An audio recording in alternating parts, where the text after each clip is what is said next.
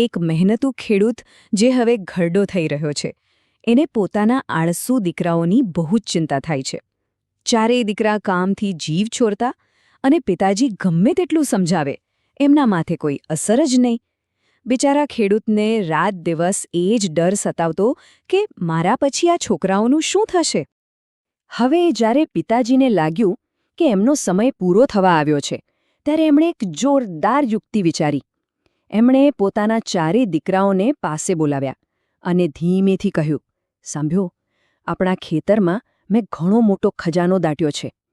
બસ આટલું સાંભળતા જ દીકરાઓની આંખોમાં લાલચની ચમક આવી ગઈ. પિતાજીના ગયા પછી એ ચારે ભાઈઓ તો તરત જ ખજાનાની લાલચમાં આખું ખેતર ખોદી નાખે છે. ખૂણે ખૂણો ખોદી વળ્યા પણ ક્યાંય સોના ચાંદીનો એક સિક્કો પણ ના મળ્યો. હા, પણ એમને એ ખબર નહોતી કે આ ખોદકામ કરતાં કરતાં અજાણતા જ એમણે આખી જમીનને ખેતી માટે એકદમ તૈયાર કરી દીધી હતી. હવે ખજાનો તો મળ્યો નહીં એટલે બધા નિરાશ થઈ ગયા. એમણે વિચાર્યું કે ચાલો હવે જમીન ખોદી જ છે તો એમાં દ્રાક્ષ વાવી દઈએ. અને જુઓ કમાલ, ઊંડું ખોદકામ થયું હતું ને એટલે જમીન એટલી ફળદ્રુપ બની ગઈ હતી કે દ્રાક્ષનો પાક તો ધાર્યા કરતાં પણ અનેક ગણો સારો થયો.